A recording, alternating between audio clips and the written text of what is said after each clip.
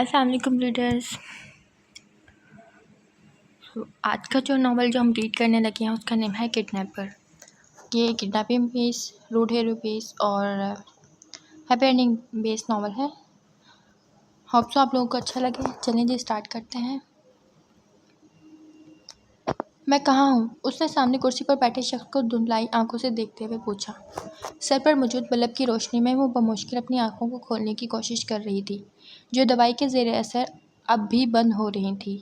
نہ جانے کیا دشمنی تھی، اسے یہاں کیوں لایا گیا تھا، لیکن یہ بھی اندازہ ہو رہا تھا کہ سامنے بیٹھے شخص کے ارادے کچھ ٹھیک نہیں تھے. تبھی تو وہ رسیوں میں جکڑی سنی اندھیرے میں موجود تھی. میں تم سے پوچھ رہی ہوں کیوں باندھا ہوا ہے مجھے؟ کرسی پر بیٹھی وہ چلائی اور ساتھ ساتھ رسیوں سے جکڑے ہاتھوں کا آزاد کرانے کی کوشش بھی جاری تھی. اے چھوکری، چیخ نہیں سمجھی ورنہ بھول جاؤں گا کہ تو ایک عورت ہے. کمرے میں کرخت آواز گونجی. اس سن پہ نازک نے پھر اپنی آنکھوں کو کھولتے اس شخص کو دیکھنا چاہا، پر بلب کی چپتی روشنی نے اس کی کوشش کو ایک بار پھر ناکام بنا دیا. زندگی چاہتی ہے تو منہ بند کر کے بیٹھ. اس کے چہرے پر نظریں جمائے وہ کرخت لہجے میں بولا. کون ہو؟ کیوں مارنا چاہتے؟ ابھی بات مکمل بھی نہیں کر پائی تھی کہ وہ ایک بار پھر بے ہوشی کی طرف جانے لگی. سامنے بیٹھا شخص خاموشی سے اس کی بند ہوتی آنکھوں کو دیکھتا رہا. چند لمحے گزرے کہ اپنی کرسی سے اٹھ کر دھیرے دھیرے قدم بڑھاتا اس کے پاس آیا اور ہاتھ بڑھا کر اس کے چہرے پر آئے زلفوں کو کان کے پیچھے کرتا زیر لب بڑبڑایا. وہ کیوں مارنا چاہتا ہے تجھے؟ وہ اسپتال کے کمرے میں بیٹھی بے بسی سے اپنی ماں کو دیکھ رہی تھی جو کینسر کے باعث ایک بار پھر اس ہسپتال میں موجود تھی. ڈاکٹرز انہیں جواب دے چکے تھے، جس کے بعد سے اس کا دل کر رہا تھا پھوٹ پھوٹ کر روئے، لیکن جویریہ کی طبیعت کے باعث وہ خود پر ضبط کرتی ان کی باتیں سن رہی تھی. آئمہ تمہیں گھر جانا چاہیے، کافی تھک گئی ہو. اس حالت میں تمہیں اپنا خیال رکھنا چاہیے. وہ نحیف سی آواز میں اس کے بھرے بھرے وجود کو دیکھتے ہوئے بولی. لیکن میں آپ کو چھوڑ کر کیسے جا سکتی ہوں؟ اس نے پریشانی سے جویریہ کو دیکھا جو تیسری چوتھی بار اسے گھر جانے کا کہہ چکی تھی. حسان ہے میرے پاس، تم جاؤ، انہوں نے کہتے ہوئے 17 سالہ بیٹے حسان کی طرف دیکھا جو کرسی پر بیٹھا خاموشی سے ماں بہن کی گفتگو سن رہا تھا. ٹھیک ہے، پر کوئی بات ہو تو حسان مجھے فوراً کال کرنا. وہ کہہ کر اٹھ کھڑی ہوئی ان دونوں کو الوداع کہتے اسپتال کے کمرے سے باہر نکل گئی. اس کا دل اداس تھا، بے حد اداس. کہنے کو تو جویریہ اس کی سوتیلی ماں تھی، لیکن انہوں نے کبھی اپنے سگے بیٹے حسان اور آئمہ میں فرق نہیں کیا. آئمہ کی ماں سیما اس کی پیدائش کے دوران ہی خالق کے حقیقے سے جا ملی تھی، جس کے بعد رمیش شیخ نے آئمہ کو سنبھالنے کی خاطر اپنی سالی جویریہ سے شادی کر لی. مگر 3 سال پہلے ہارٹ اٹیک کے باعث وہ بھی تینوں کو روتا چھوڑ اپنی آرام گاہ میں جا سوئے، اور آخر 3 سال بعد جویریہ بھی اسے خود سے دور جاتی محسوس ہو رہی تھی. اسے خود پر قابو پانا مشکل لگنے لگا، اسی لیے فوراً ٹیکسی لے کر گھر کی طرف روانہ ہوئی.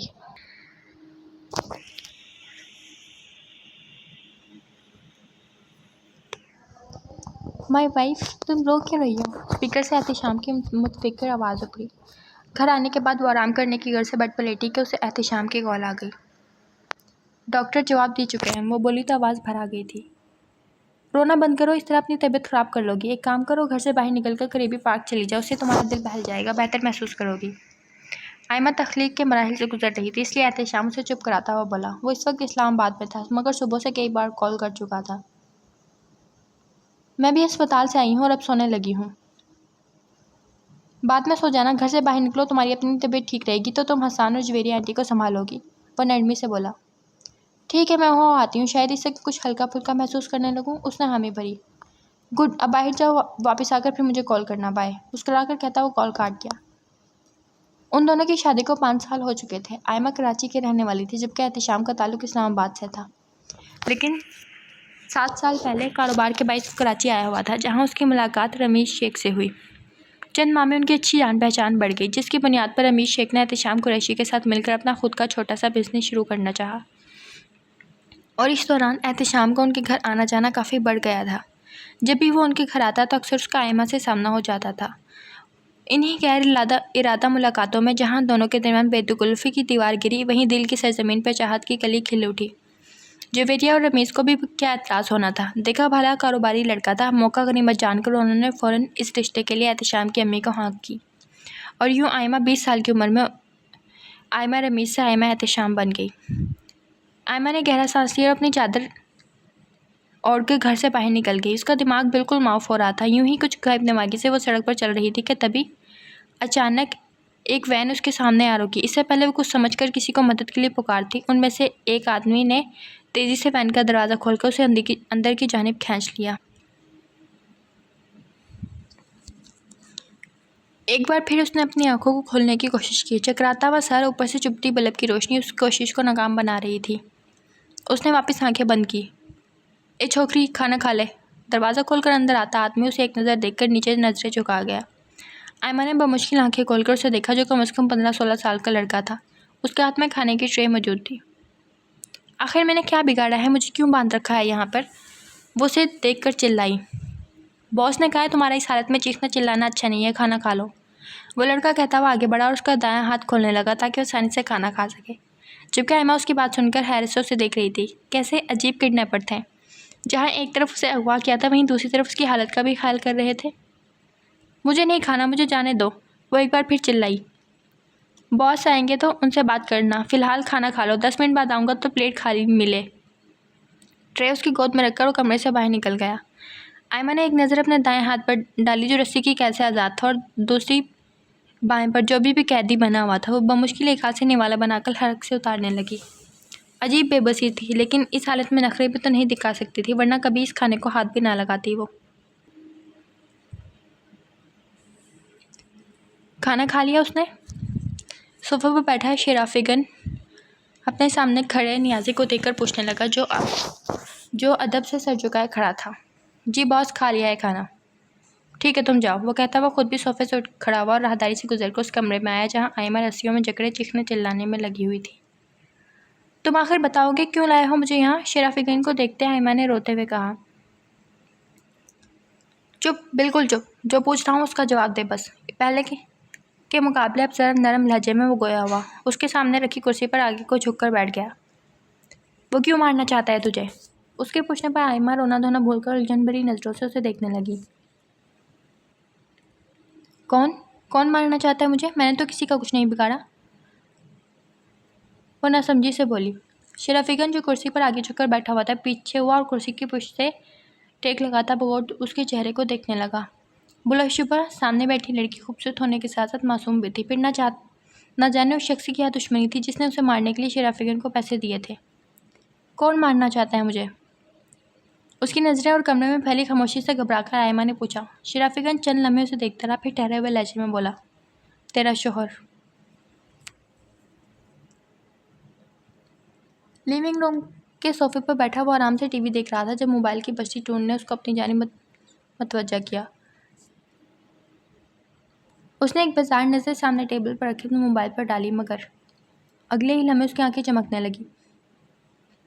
اس نے ہاتھ میں پکڑے ریموٹ سے ٹی وی کی آواز کم کی اور پھر سائڈ ٹیبل پر رکھا موبائل اٹھا کر کان سے لگایا۔ ہیلو، تمہاری بیوی کو ہم نے اٹھا لیا ہے، احتشام کے ہیلو کہتے ہی شرافیگن کی آواز ابھری، جس پر مکروہ مسکراہٹ اس کے ہونٹوں کو چھو گئی۔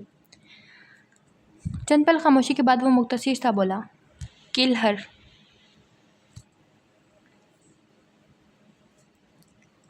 آئمہ پھٹی پھٹی نظروں سے کبھی موبائل کو تو کبھی شرافیگن کو دیکھ رہی تھی۔ چند سیکنڈ پہلے سنی احتشام کی آوازوں سے ہلا کر رکھ دیا تھا۔ اسے اپنے کانوں پر یقین نہیں آ رہا تھا کہ واقعی اس کے اپنے شوہر نے اسے مروانے کے لیے کسی کڈنیپر کو پیسے دیے تھے۔ سن لی اپنے مرد کی آواز؟ اب تو یقین آ گیا ہوگا۔ کمرے میں گونجتی شرافیگن کی آواز پر اس نے شرم سے اتنا سر جھکا لیا۔ کیسی بدنصیب عورت تھی وہ! شوہر تو بیوی کا سائبانہ ہوتا ہے اور بیوی شوہر کی عزت، جبکہ اس کے اپنے شوہر نے خود اپنی عزت کو قتل کرنے کے لیے ایک گنڈے کو سونپ دیا تھا۔ نہ صرف بیوی بلکہ اپنے ہونے والے بچے کو بھی۔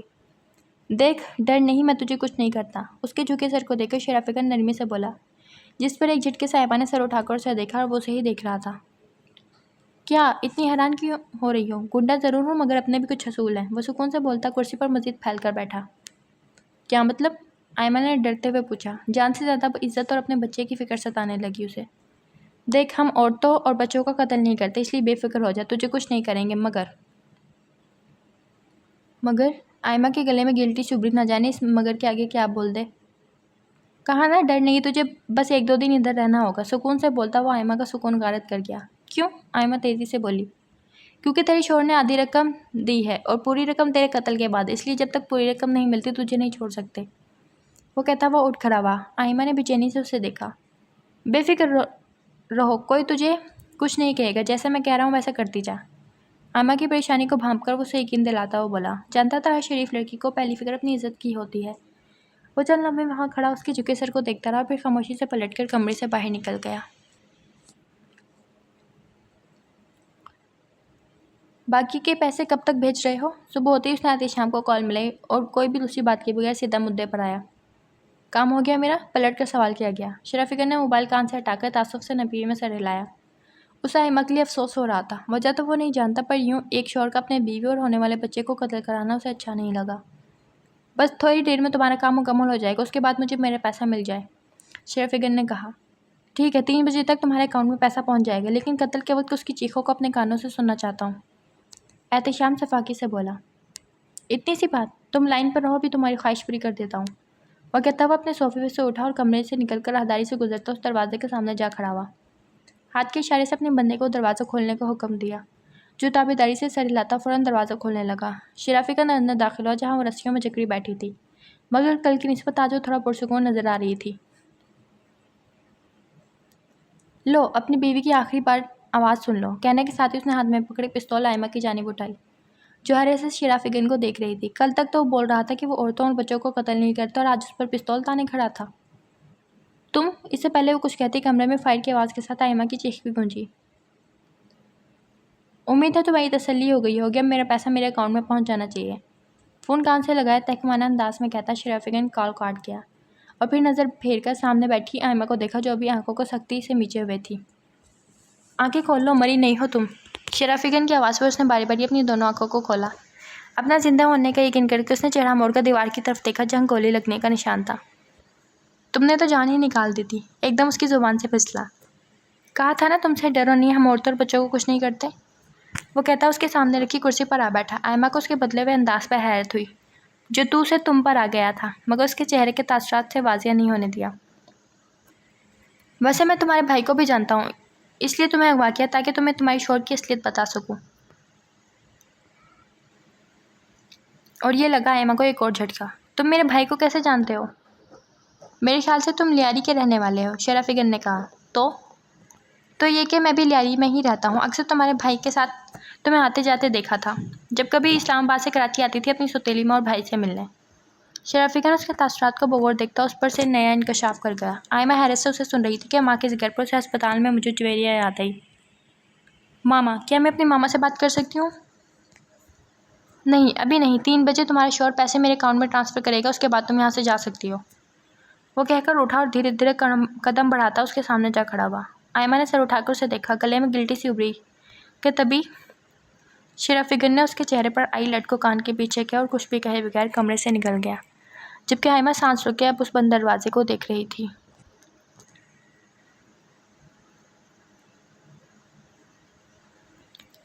وہ خاموش بیٹھا جویریہ کو دیکھ رہا تھا، جو آنکھیں بند کیے آرام کر رہی تھی۔ ان کی حالت کل سے تھوڑی بہتر ہو چکی تھی۔ حسان نے گہرا سانس لیتے موبائل جیب سے نکالا اور آئمہ کو کال کرنے لگا۔ وہ صبح سے 2 بار کال کر چکا تھا، لیکن وہ تھی کہ اٹھا ہی نہیں رہی تھی۔ کیا ہوا، بات ہوئی؟ آنکھیں کھولتے انہوں نے نحیف سی آواز میں پوچھا۔ نہیں، کال نہیں اٹھا رہی، حسان نے نفی میں سر ہلایا۔ احتشام کو کال کر کے پوچھا، طبیعت تو ٹھیک ہے نا اس کی؟ جی کرتا ہوں، اسبات میں سر ہلاتے اس نے اب کی بار احتشام کو کال ملائی، جو دوسری بیل پر ہی اٹھا لی گئی۔ ہیلو، اسپیکر سے احتشام کی آواز ابھری۔ بھائی، آپ ہی کال نہیں اٹھا رہی، آپ کی ان سے بات ہوئی ہے کیا؟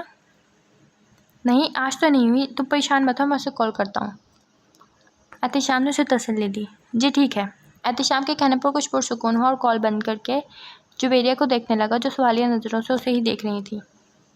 احتشام بھائی بول رہے ہیں، ان کی تھوڑی دیر پہلے ہی بات ہوئی، ابھی وہ سو رہی ہوں گی، آپ پریشان نہ ہوں۔ جویریہ کی طبیعت کے باعث حسان نے جھوٹ بولا، نہ جانے وہ مطمئن ہوئی تھی یا نہیں، پر خاموشی سے دوبارہ آنکھیں بند کر لیں۔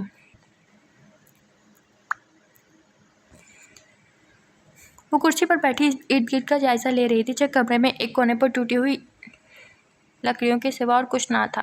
سر پر ایک بلب لٹک رہا تھا اور اس کے نیچے رکھی کرسی پر وہ خود کرسی سے بندھی ہوئی بیٹھی تھی۔ کمرے میں ایک کھڑکی بھی موجود تھی، مگر کافی اونچائی پر ہونے کے باعث سورج کی ہلکی بھلکی روشنی ہی اندر آ رہی تھی۔ پتہ نہیں کیا ٹائم ہو رہا ہوگا، اس نے افسردگی سے سوچا۔ شرف فکر سے اسے آزاد کرنے والا تھا، مگر اسے سمجھ نہیں آ رہا تھا اب جائے تو کہاں جائے۔ احتشام اس کے ساتھ ایسا بھی کر سکتا ہے، اسے ہرگز امید نہ تھی۔ اگر وہ خود احتشام کے منہ سے وہ سب نہ سنتی تو کبھی اس گنڈے کی بات پر یقین نہ کرتی۔ کیا سوچ رہی ہو؟ اندر آتے شرافیگر نے اسے سوچوں میں گم دیکھ کر پوچھا، لیکن وہ خاموش رہی۔ چلو تمہاری واپسی کا وقت آ گیا ہے۔ کیا؟ وہ حیران ہوئی۔ ہاں، اب سے تم آزاد ہو، مگر یہاں تمہارے لیے خطرہ ہے، اس لیے فوراً شہر چھوڑ کر چلی جانا۔ وہ اس کی رسی کھولتے ساتھ ساتھ ہدایت بھی دے رہا تھا۔ پر میں جاؤں گی کہاں؟ بول جی۔ اسلام آباد۔ یہ میموری کارڈ اور پیسے ٹرانسفر کرنے کی رسید رکھو، وہاں جا کر پولیس کو ثبوت کے طور پر دے دینا تاکہ تمہارے شوہر کو گرفتار کیا جا سکے۔ اس نے دونوں چیزیں آئمہ کی جانب بڑھائی۔ وہ حیرت سے اسے دیکھ رہی تھی جو ایک گنڈا ہو کر اجنبی لڑکی کی مدد کر رہا تھا۔ لیکن میں کیسے احتشام کو جیل بھیج سکتی ہوں؟ وہ ہچکچائی۔ تو کیا اسے آزاد چھوڑ دو گی تاکہ اگلی بار وہ خود اپنے ہاتھوں سے تمہیں مار دے؟ اس کے ماتھے پر بل پڑے جبکہ آئمہ چپ سی ہوئی۔ چلو باہر ٹیکسی کھڑی ہے، اپنی چادر سے منہ ڈھانپ کر باہر آؤ۔ وہ کہہ کر فوراً سے کمرے سے باہر نکل گیا۔ آئمہ خواب کی سی کیفیت میں چلتے اس کے پیچھے ہی اور ٹیکسی میں بیٹھ کے ہسپتال کی جانب روانہ ہوئی۔ کچھ دیر جویریہ اور حسان کے پاس بیٹھ کر وہ جانے کے لیے اٹھ کھڑی ہوئی، مگر جاتے جاتے انہیں اچھے سے تاکید کر کے گئی کہ احتشام کا فون آئے تو انہیں نہ بتائے کہ وہ ان سے ملی ہے یا اسلام آباد آ رہی ہے، وہ اسے سرپرائز دے گی۔ لیکن در حقیقت وہ اس کے علم میں آنے سے پہلے جلد سے جلد اسلام آباد جانا چاہتی تھی تاکہ پولیس کے ذریعے احتشام کو گرفتار کروا سکے۔ احتشام ایسا بھی کر سکتا ہے؟ مجھے یقین نہیں آ رہا۔ اسلام آباد آنے کے بعد وہ سیدھا نادیہ کے پاس آئی تھی جو یہاں رہتے ہوئے اس کی کافی اچھی دوست بن گئی تھی۔ تمہارے سامنے ہے ریکارڈنگ اور میسیجز۔ آئمہ موبائل سے میموری کارڈ نکالتے ہوئے بولی۔ اس میموری کارڈ میں احتشام کے خلاف سارے ثبوت موجود تھے، جسے دیکھنے اور سننے کے بعد نادیہ بھی حیرت زدہ رہ گئی۔ میرے سمجھ میں نہیں آ رہا کیا کروں۔ کیا مطلب کیا کرو؟ وہ کی ٹیمپر بالکل ٹھیک کہہ رہتا ہے۔ احتشام کو جب معلوم ہوگا تم زندہ ہو تو پھر تمہیں مارنے کی کوشش کرے گا، اور ویسے بھی ہر کوئی اس کی ٹیمپر کی طرح نہیں ہوتا۔ مجھے تو حیرت ہو رہی ہے اس نے تمہیں صحیح سلامت کیسے چھوڑ دیا۔ ساری بات جاننے کے بعد نادیہ کو سب سے زیادہ حیرت اسی ایک بات پر ہوئی۔ شاید اللہ نے اس کے دل میں رحم ڈال دیا ہو، ورنہ نہ جانے کیا ہوتا۔ آئمہ نے کہتے گہرا سانس لیا۔ اسے خود سے زیادہ اپنے بچے کی فکر تھی۔ ویسے تھا کون وہ؟ تم نے نام وام نہیں پوچھا؟ نادیہ نے پوچھا۔ جیسے وہ مجھے بتاتا، اور میں ویسے بھی میں اس حال میں نہیں تھی کہ پوچھ لیتی۔ وہ جل کر بولی۔ اچھا چلو چھوڑو، ہمیں اب جلد سے جلد پولیس کے پاس جانا چاہیے، اٹھو چلو۔ نادیہ کہتی ہوئی اٹھ کھڑی ہوئی۔ آئمہ نے ایک نظر اپنے ہاتھ میں موجود میموری کارڈ پر ڈالی اور پھر گہرا سانس کھینچ کر خود کو پرسکون کرتی پولیس اسٹیشن کے لیے روانہ ہوئی۔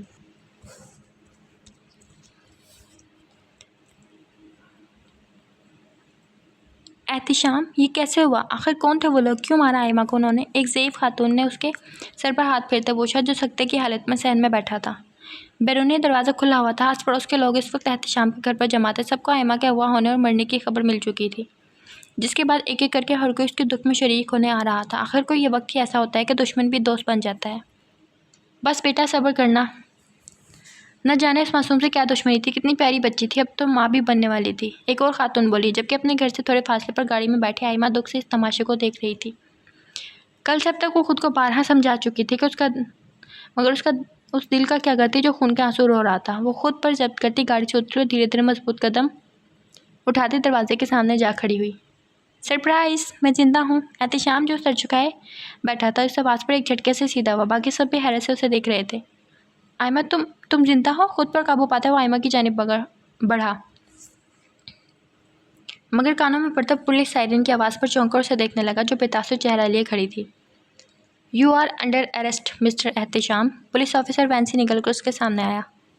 کس جرم میں؟ کیا کیا ہے میں نے؟ احتشام نے بوکھلا کر پوچھا۔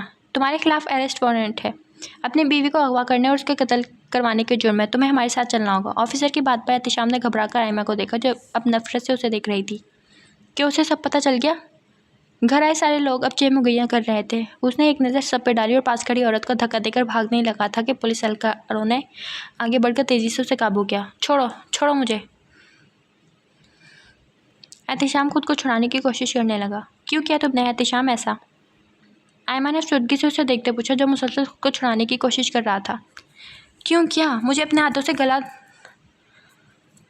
تمہارا دبا دینا چاہیے تھا۔ ساری محنت میری اور کاروبار تم بھائی بہن کا۔ اب سچ سامنے تھا تو احتشام نے بھی کوئی لحاظ نہیں کیا۔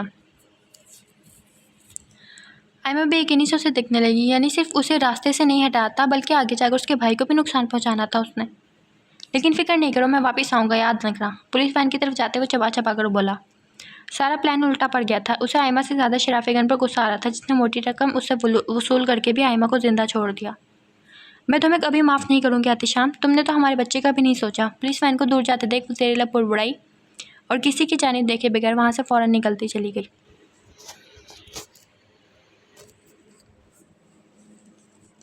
اس دن کے بعد وہ کراچی سے واپس اسلام آباد سے واپس کراچی چلی گئی تھی اور آتے ہی ساری بات حسان کے گوش گزار کر دی۔ البتہ جویریہ کی طبیعت کے باعث انہیں کچھ بھی بتانے سے منع کیا، مگر قسمت میں شاید مزید امتحانات لکھے تھے کہ ایک ہفتے بعد جویریہ کا انتقال ہو گیا۔ دونوں بھائی بہن کے لیے خبر قیامت سے کم نہ تھی، لیکن یہی دنیا کا دستور ہے، جو آیا ہے اسے واپس بھی جانا ہے۔ جویریہ کے انتقال کے بعد آئمہ نے خود کی توجہ کاروبار کی جانب مبذول کی۔ حسان بھی کالج آنے کے بعد فیکٹری چلا جایا کرتا تھا۔ یہ بھی آئمہ کی خواہش تھی، وہ چاہتی تھی کہ ابھی سے وہ اپنی ذمہ داری سمجھے تاکہ پھر کوئی احتشام ان کی آنکھوں میں دھول نہ جھونک سکے۔ اوپر سے اس کی اپنی حالت بھی گرتی جا رہی تھی، اسے ڈر لگنے لگا نہ جانے اس بچے کو سلامت دنیا میں لا پائے گی بھی یا نہیں۔ مگر اس بار اللہ نے اس کی پریشانی کو خوشی میں بدل دیا جب 3 ماہ بعد اس نے اپنی چھوٹی سی جنت کو پہلی بار باہوں میں لیا۔ اس کا نرم و ملائم لمس اس کے ہر دکھ پر کسی خوشگوار پھوار کی طرح ثابت ہوا تھا۔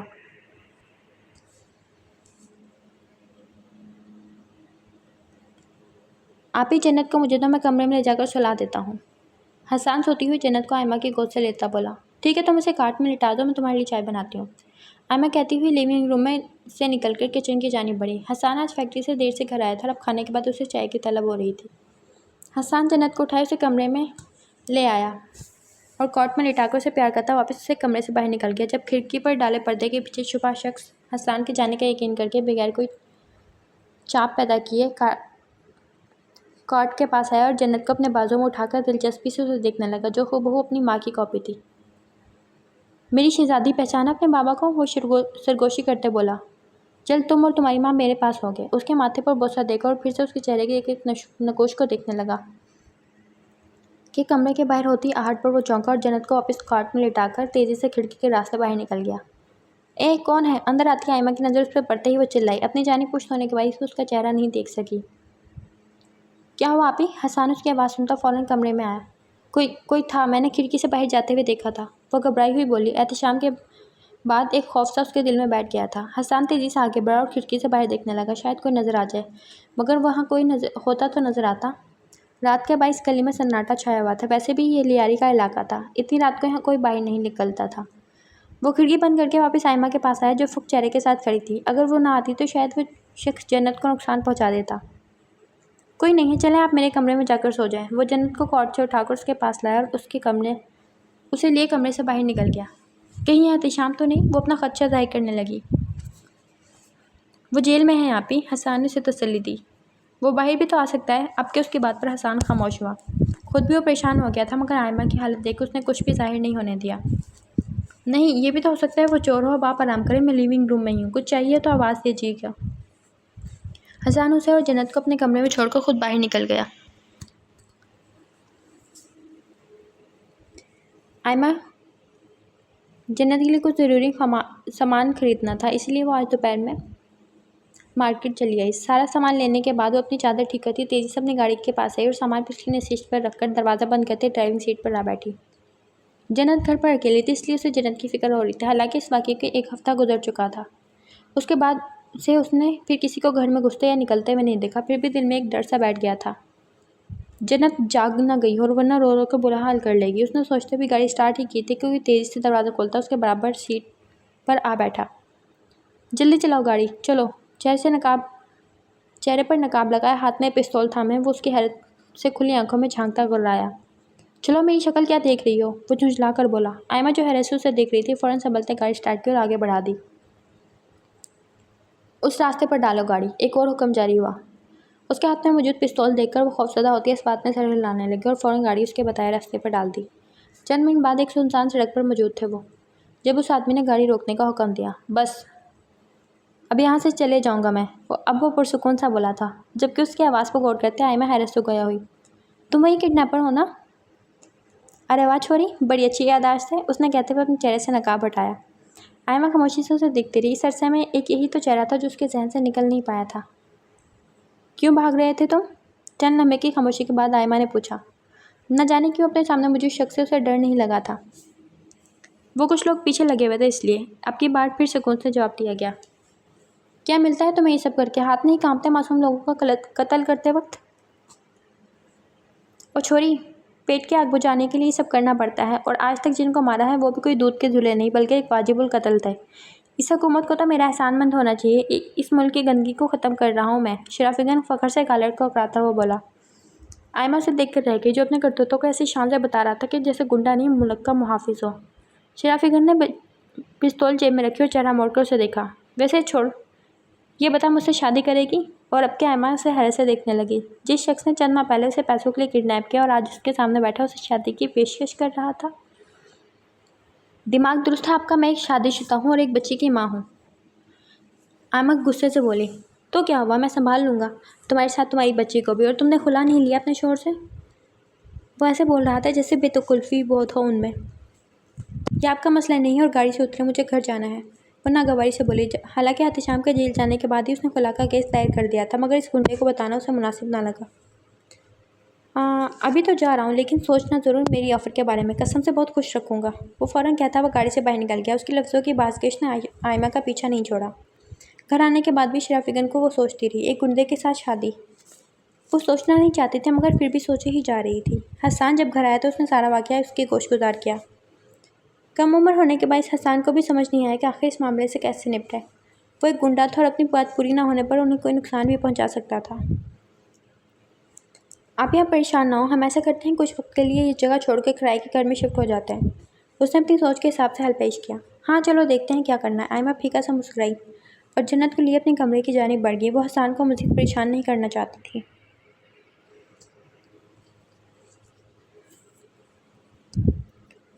اس دن کے بعد سے شرافیگن پھر اسے نہیں ٹکرایا، جس پر اس نے شکر ہی ادا کیا تھا۔ ایسا نہیں تھا کہ آئمہ کو اس سے کوئی ڈر تھا، بلکہ شرافیگن وہ شخص تھا جس نے اس کی اپنے شوہر سے جان بچائی تھی۔ بے شک موت اور زندگی اللہ کے ہاتھ میں ہے، لیکن آئمہ کی کہانی میں اس نے اہم کردار ادا کیا تھا۔ مگر اس کی شادی والی بات نے آئمہ کو ہلا کر رکھ دیا تھا، جسے وہ نہ چاہتے ہوئے بھی سوچے ہی جا رہی تھی۔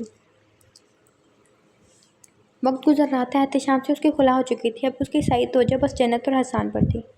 زندگی خوشیوں بھری نہیں مگر پرسکون تھی، اور مزید سکون سے گزر جاتی اگر ایک دن احتشام اس سے نہ ٹکراتا۔ وہ اس وقت اسلام آباد والے گھر پر تھی۔ ایک ہفتے سے وہ تینوں ضروری کام کی وجہ سے اسلام آباد آئے ہوئے تھے، لیکن آج جنت کی طبیعت خرابی کے باعث وہ جلدی جلدی گھر کا کام نپٹاتی اسے ہسپتال کے لیے تیار کر رہی تھی۔ موسم کی تبدیلی کی وجہ سے آج صبح سے جنت کو بخار چڑھا ہوا تھا، جو کم ہونے کے بجائے مزید بڑھتا جا رہا تھا۔ اس سے پہلے کہ طبیعت مزید بگڑے، وہ ہسپتال جانے کا ارادہ کرتی تیار ہو کر جنت کو گھر سے باہر نکل گئی۔ راستے میں اس نے حسان کو بھی کال کر دی تاکہ وہ گھر آ جائے تو پریشان نہ ہو۔ خود وہ ہسپتال پہنچ کر ڈاکٹر سے چیک اپ کروانے اور دوائیاں لینے کے بعد اب گھر کی طرف روانہ تھی، جب گاڑی چلاتے وقت کوئی سامنے سڑک پر آ کھڑا ہوا۔ آئمہ نے بروقت بریک لگایا، ورنہ عین ممکن تھا کہ گاڑی کے سامنے کھڑے شخص سے ٹکرا جاتی۔ پاگل ہو گیا، ابھی مر جاتے۔ گاڑی سے نکل کر وہ غصے سے اس نقاب پوش کو دیکھ کر بولی، جب وہ دھیرے دھیرے قدم اٹھاتا اس کی جانب بڑھنے لگا۔ مجھے پہچانا نہیں جانے احتشام؟ وہ 2 قدم کے فاصلے پر رک کر چہرے سے نقاب ہٹاتا مکروہ مسکراہٹ ہونٹوں پہ سجائے بولا، جبکہ آئمہ بے یقینی سے اپنے سامنے کھڑے احتشام کو دیکھے گئی۔ چند ماہ پہلے چھایا خوف ایک بار پھر جاگ گیا۔ تم تو جیل میں تھے نا؟ اس کی بات پر احتشام ہنسا اور دھیرے دھیرے قدم اٹھاتا مزید اس کی جانب آیا۔ آئمہ کو اپنے ارد گرد خطرہ محسوس ہوا۔ سنسان سڑک پر کوئی مدد کرنے والا نہ تھا، وہ الٹے قدم پیچھے ہونے لگی۔ ہاں، آج ہی جیل سے فرار ہوا تھا اور قسمت دیکھو راستے میں تم ہی ٹکرا گئی۔ احتشام کہتا اس کے قریب پہنچ چکا تھا، مگر اس سے پہلے وہ کچھ کرتا کسی نے گریبان سے پکڑ کر اسے دور دھکیلا۔ احتشام لڑکھڑا کر پیچھے زمین پر جا گرا۔ تم؟ اپنے سامنے کھڑے شرافیگن کو دیکھ اس نے دانت پیسے۔ کتنا بڑا نقصان کروا دیا تھا اسے کڈنیپر نے، اس کی وجہ سے اسے جیل تک جانا پڑا تھا۔ ہاں میں، وہی شرافیگن جسے تم نے آئمہ کو مارنے کے لیے پیسے دیے تھے۔ اس نے کہتے ہوئے احتشام کو پھر سے گریبان سے پکڑ کر اپنے مقابل کیا اور ایک زوردار گھونسا اس کے چہرے پر مارا، جس سے وہ ایک بار پھر زمین بوس ہو گیا۔ آئمہ حیرت اور پریشانی سے شرافیگن کو احتشام کو مارتے دیکھ رہی تھی۔ کیسا انسان تھا جو آج دوسری دفعہ اس کی جان بچانے کے لیے نہ صرف اس کے پاس موجود تھا بلکہ اس کے بارے میں سب جانتا تھا، اور ایک وہ تھی جسے اس کا نام بھی آج پتہ چلا تھا، خود شرافیگن کے منہ سے۔ چھوڑ دو اسے شرافیگن، وہ مر جائے گا۔ احتشام کی بری ہوتی حالت دیکھ کر وہ چلائی۔ اس کے منہ سے اور سر سے خون نکلنے لگا۔ حالت نڈھال سی ہو گئی تھی، بھلا ایک گنڈے کے آگے وہ کیا کر سکتا تھا؟ تو بیچارہ بس پیٹ ہی رہا تھا۔ چھوڑ دو اسے، دیکھو پولیس آ گئی ہے۔ دور سے آتی پولیس وین کو دیکھ کر اس نے شرافیگن کا بازو پکڑ کر پیچھے کرنا چاہا۔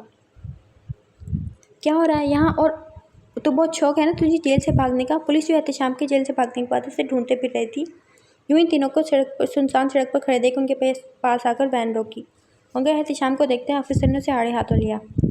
ہم تو یہاں سے گزر رہے تھے آفیسر، یہی گاڑی کے سامنے آ کر میری بیوی سے بدتمیزی کرنے لگا۔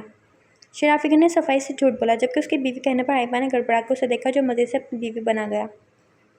چلو اب جاؤ یہاں سے، ہم اسے سنبھال لیں گے، آفیسر کے کہتے ہی اس نے آئمہ کا ہاتھ پکڑ کر اسے گاڑی میں بٹھایا، خود ڈرائیونگ سیٹ پر آ کر گاڑی سٹارٹ کرتا ہوا وہاں سے نکلتا چلا گیا۔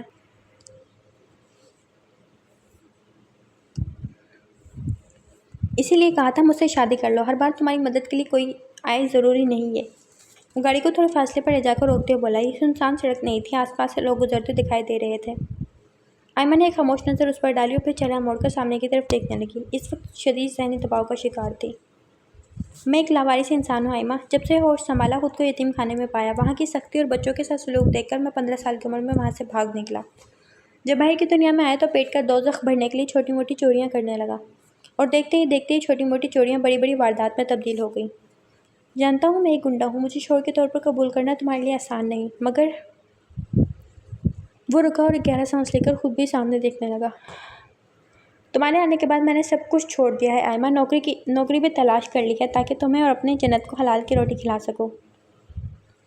شرافیقر کی بات پر آئمہ نے چہرہ موڑ کر حیرت سے اسے دیکھا، تو یعنی اسے جنت کا نام بھی پتہ تھا؟ ایسے حیران نہیں ہو، میں مجبور تھا تم پر نظر رکھنے پر، آئمہ کی حیرانی کو بھانپتے ہوئے وہ مسکرا کر بولا۔ تو پھر اس رات بھی آپ تھے جو کھڑکی سے… ہاں میں ہی تھا۔ شرافیقر نے اس بات میں سر ہلاتے گاڑی سٹارٹ کی اور گھر کے راستے پر ڈال دی۔ مزید کچھ کہنے کے لیے اس کے پاس کچھ بھی نہیں تھا، وہ کھل کر اظہار کرنے والوں میں سے نہیں تھا کہ جینے مرنے کی قسمیں کھاتا یا چاند تارے توڑ لانے جیسے دعوے کرتا۔ جنت کو تھامے آئمہ الجھی ہوئی سامنے سڑک پر گھور رہی تھی۔ یہ بات درست تھی کہ ایک گنڈے کو شوہر کے طور پر قبول کرنا مشکل تھا، پر ناممکن نہیں۔ وہ ایک تنہا انسان تھا جسے اچھے برے کی تمیز دینے والا کوئی نہ تھا، لیکن اگر اس کے باعث وہ گناہوں بھری دنیا کو چھوڑ رہا تھا تو کیا پھر بھی اپنے اس محافظ کو انکار کرنا ٹھیک تھا؟ وہ انہی سوچوں میں گری ہوئی تھی جب گاڑی اس کے گھر کے سامنے جا رکی۔ چند پل گاڑی میں خاموشی چھائی رہی، جسے شرافیقر کی آواز نے توڑا۔ میں کل جواب لینے آؤں گا آئمہ، تم جو فیصلہ کرو گے مجھے منظور ہوگا۔ وہ کہہ کر گاڑی کا دروازہ کھول کر باہر نکلنے لگا، جب ہاتھ بڑھا کر آئمہ نے اس کا ہاتھ تھام لیا۔ شاید شرافیقر کو اس دلدل بھری دنیا سے باہر لانے کے لیے اللہ نے اسے چن لیا تھا کہ بروقت اس نے فیصلہ کیا، جو احتشام سے دھوکہ کھانے سے پہلے وہ کبھی سوچ بھی نہیں سکتی تھی۔ ختم شد۔ The end. آپ کو یہ ناول کیسا لگا؟ اپنی رائے کا اظہار ضرور کریں۔ ملتے ہیں اگلے ناول میں۔ اللہ حافظ۔